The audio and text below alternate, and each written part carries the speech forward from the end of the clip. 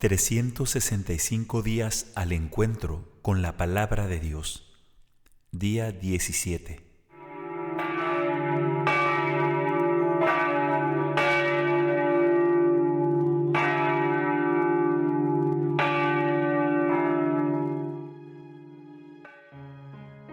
Ven, Espíritu Santo, luz y gozo, amor que en tus incendios nos abrazas.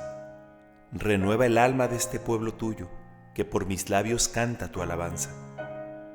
En sus fatigas diarias sé descanso, en su lucha tenaz vigor y gracia. Haz germinar la caridad del Padre, que engendra flores y que quema zarzas. Ven, amor que iluminas el camino, compañero divino de las almas. Ven con tu viento a sacudir al mundo y a abrir nuevos senderos de esperanza. Amén.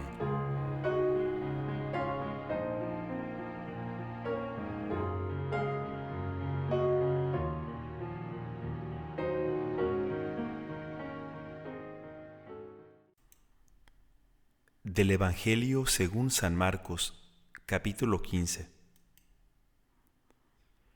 En cuanto amaneció, los sumos sacerdotes se reunieron en consejo con los ancianos, los escribas y todo el Sanedrín. Y después de atar a Jesús, lo llevaron y lo entregaron a Pilato. Este lo interrogó: ¿Tú eres el rey de los judíos? Jesús le respondió: Tú lo dices. Los sumos sacerdotes multiplicaban las acusaciones contra él. Pilato lo interrogó nuevamente: ¿No respondes nada? Mira de todo lo que te acusan. Pero Jesús ya no respondió a nada más, y esto dejó muy admirado a Pilato. En cada fiesta, Pilato ponía en libertad a un preso, a elección del pueblo. Había en la cárcel uno llamado Barrabás, arrestado con otros revoltosos que habían cometido un homicidio durante la sedición. La multitud subió y comenzó a pedir el indulto acostumbrado. Pilato les dijo: ¿Quieren que les ponga en libertad al rey de los judíos? Él sabía, en efecto, que los sumos sacerdotes lo habían entregado por envidia. Pero los sumos sacerdotes incitaron a la multitud a pedir la libertad de Barrabás. Pilato continuó diciendo: ¿Qué debo hacer entonces con el que ustedes llaman rey de los judíos? Ellos gritaron de nuevo: ¡Crucifícalo! Pilato les dijo: ¿Qué mal ha hecho? Pero ellos gritaban cada vez más fuerte: ¡Crucifícalo! Pilato, para contentar a la multitud, les puso en libertad a Barrabás, y a Jesús, después de haberlo hecho azotar, lo entregó para que fuera crucificado. Los soldados lo llevaron dentro del palacio, al pretorio, y convocaron a toda la guardia. Lo vistieron con un manto de púrpura, hicieron una corona de espinas y se la colocaron. Y comenzaron a saludarlo: «Salud, rey de los judíos». Y le golpeaban la cabeza con una caña, le escupían y, doblando la rodilla, le rendían homenaje. Después de haberse burlado de él, le quitaron el manto de púrpura y le pusieron de nuevo sus vestiduras. Luego lo hicieron salir para crucificarlo. Como pasaba por allí Simón de Cirene, padre de Alejandro y de Rufo, que regresaba del campo, lo obligaron a llevar la cruz de Jesús, y condujeron a Jesús a un lugar llamado Gólgota, que significa lugar del cráneo. Le ofrecieron vino mezclado con mirra, pero él no lo tomó. Después lo crucificaron. Los soldados se repartieron sus vestiduras, sorteándolas para ver qué le tocaba a cada uno. Ya mediaba la mañana cuando lo crucificaron. La inscripción que indicaba la causa de su condena decía: «El Rey de los Judíos». Con él crucificaron a 2 ladrones, uno a su derecha y el otro a su izquierda. Y se cumplió la escritura que dice: «Fue contado entre los malhechores». Los que pasaban lo insultaban, movían la cabeza y decían: tú que destruyes el templo y en 3 días lo vuelves a edificar, sálvate a ti mismo y baja de la cruz. De la misma manera, los sumos sacerdotes y los escribas se burlaban y decían entre sí: ha salvado a otros y no puede salvarse a sí mismo. Es el Mesías, el Rey de Israel, que baje ahora de la cruz para que veamos y creamos. También lo insultaban los que habían sido crucificados con él.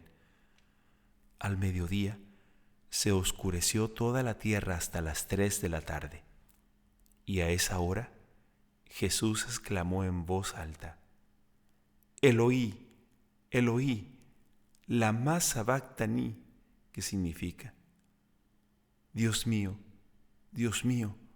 ¿por qué me has abandonado? Algunos de los que se encontraban allí, al oírlo, dijeron: está llamando a Elías. Uno corrió a mojar una esponja en vinagre y, poniéndola en la punta de una caña, le dio de beber, diciendo: vamos a ver si Elías viene a bajarlo. Entonces Jesús, dando un grito, expiró. El velo del templo se rasgó en dos, de arriba abajo. Al verlo expirar así, el centurión que estaba frente a él exclamó: verdaderamente este hombre era hijo de Dios. Había también allí algunas mujeres que miraban de lejos. Entre ellas estaban María Magdalena, María, la madre de Santiago el menor y de José, y Salomé, que seguían a Jesús y lo habían servido cuando estaba en Galilea, y muchas otras que habían subido con él a Jerusalén. Era día de preparación, es decir, vísperas de sábado. Por eso, al atardecer, José de Arimatea, miembro notable del Sanedrín, que también esperaba el reino de Dios, tuvo la audacia de presentarse ante Pilato para pedirle el cuerpo de Jesús. Pilato se asombró de que ya hubiera muerto. Hizo llamar al centurión y le preguntó si hacía mucho que había muerto. Informado por el centurión, entregó el cadáver a José. Este compró una sábana, bajó el cuerpo de Jesús, lo envolvió en ella y lo depositó en un sepulcro cavado en la roca. Después hizo rodar una piedra a la entrada del sepulcro. María Magdalena y María, la madre de José, miraban dónde lo habían puesto.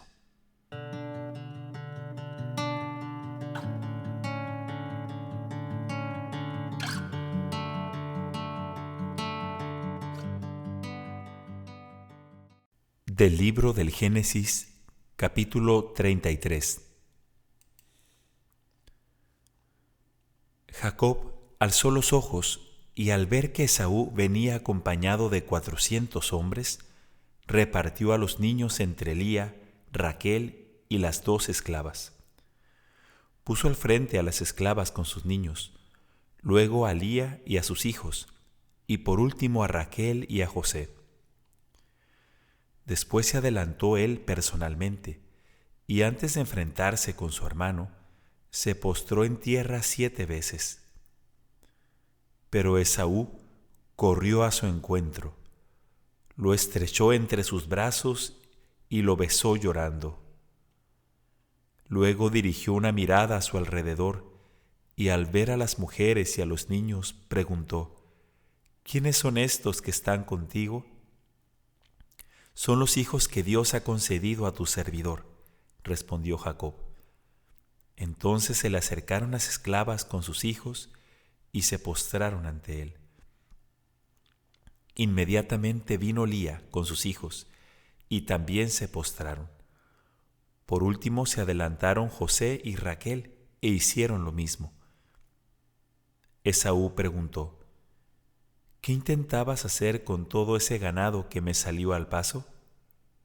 Lograr que mi señor me diera la bienvenida, respondió Jacob. Pero Esaú añadió: ya tengo bastante, querido hermano, quédate con lo que es tuyo. No, le dijo Jacob, si quieres hacerme un favor, acepta el regalo que te ofrezco, porque ver tu rostro ha sido lo mismo que ver el rostro de Dios, ya que me has recibido tan afectuosamente. Toma el obsequio que te ha sido presentado, porque Dios me ha favorecido y yo tengo todo lo necesario. Y ante tanta insistencia, Esaú aceptó. Después, Esaú continuó diciendo: «Vámonos de aquí, y yo te serviré de escolta». Pero Jacob respondió: «Mi señor sabe que los niños son delicados. Además, las ovejas y las vacas han tenido cría, y yo debo velar por ellas. Bastará con exigirles un solo día de marcha forzada para que muera todo el rebaño. Tú sigue adelante, mientras yo avanzo lentamente, al paso de la caravana que me va precediendo, y al paso de los niños. Luego te alcanzaré en Seir». Esaú dijo entonces: «Permíteme al menos que ponga a tu disposición una parte de los hombres que me acompañan». «¿Para qué?», respondió Jacob. «Basta que seas benévolo conmigo».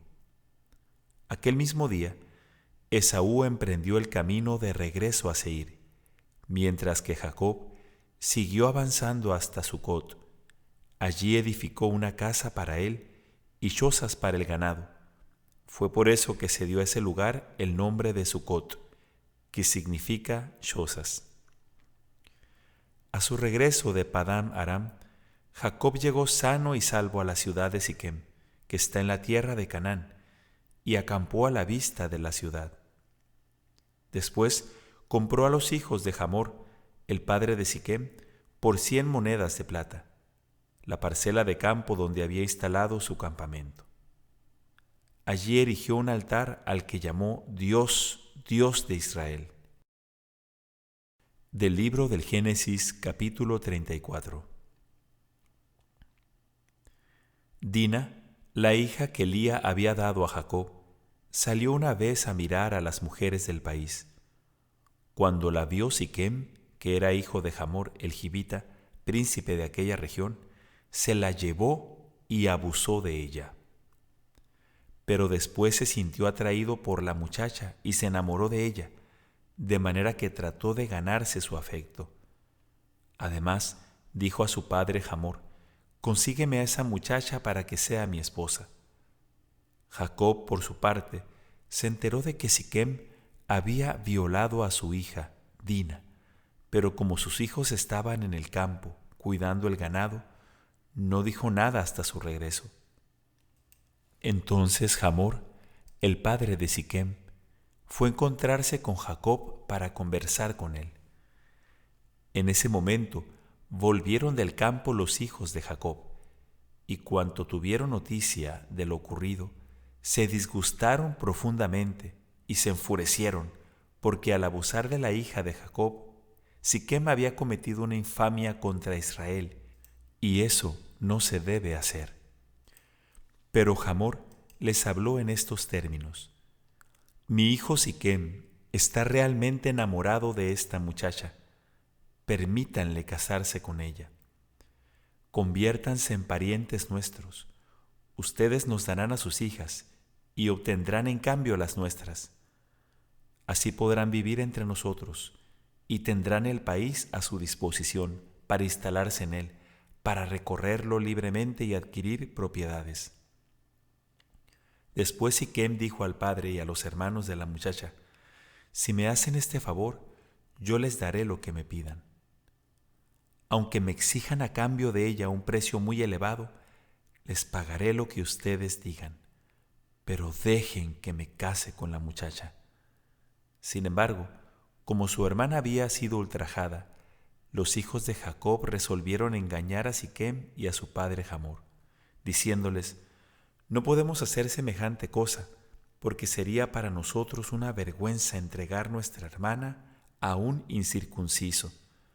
Aceptaremos solamente con esta condición, que ustedes se hagan iguales a nosotros, circuncidando a todos sus varones. Entonces podremos darles a nuestras hijas y casarnos con las de ustedes, vivir entre ustedes y formar un solo pueblo. Si no llegan a un acuerdo con nosotros en lo que se refiere a la circuncisión, tomaremos a nuestra hermana y nos iremos. La propuesta pareció razonable a Hamor y a su hijo Siquem, y el joven no dudó un instante en satisfacer esa demanda. Tanto era el cariño que sentía por la hija de Jacob. Además, él era el más respetado entre los miembros de su familia. Entonces Hamor y su hijo Siquem se presentaron en la puerta de la ciudad y hablaron a todos sus conciudadanos en los siguientes términos: estos hombres son nuestros amigos. Dejen que se instalen en el país y que puedan recorrerlo libremente. Aquí hay bastante espacio para ellos. Nosotros nos casaremos con sus hijas y les daremos en cambio a las nuestras. Pero esta gente accederá a permanecer con nosotros y a formar un solo pueblo únicamente con esa condición, que todos nuestros varones se hagan circuncidar igual que ellos. ¿Acaso no van a ser nuestros su ganado, sus posesiones y todos sus animales? Pongámonos de acuerdo con ellos y que se queden con nosotros. Todos los que se reunían en la puerta de la ciudad accedieron a la propuesta de Hamor y de su hijo Siquem, y todos se hicieron circuncidar.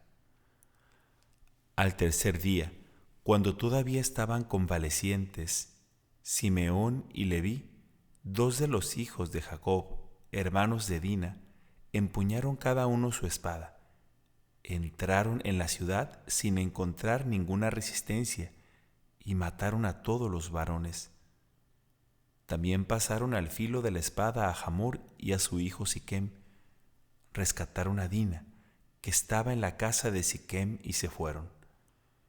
Los hijos de Jacob pasaron sobre los cadáveres y saquearon la ciudad, en represalia por el ultraje cometido contra su hermana Dina. Se apoderaron de sus ovejas, de sus vacas, de sus asnos y de todo lo que había dentro y fuera de la ciudad, y de todos sus bienes.